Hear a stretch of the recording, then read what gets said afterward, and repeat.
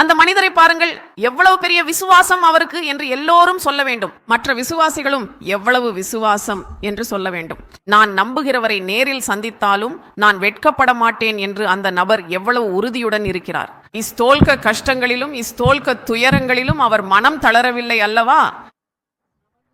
கஷ்டமான நாளில் நீ மனம் தளர்ந்தால் நீ பலவீனமானவனாகி விடுவாய்.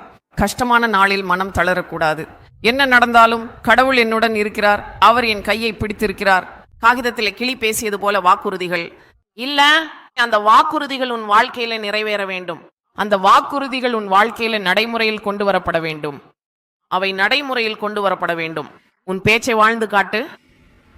நீ உன் பேச்சை வாழ்ந்து காட்ட வேண்டும். நீ என்ன பேசுகிறாயோ, என்ன விரும்புகிறாயோ, என்ன மனப்பாடாக சொல்கிறாயோ, அவை அனைத்தையும் உன் வாழ்க்கையில் மற்றவர்கள் காண வேண்டும்.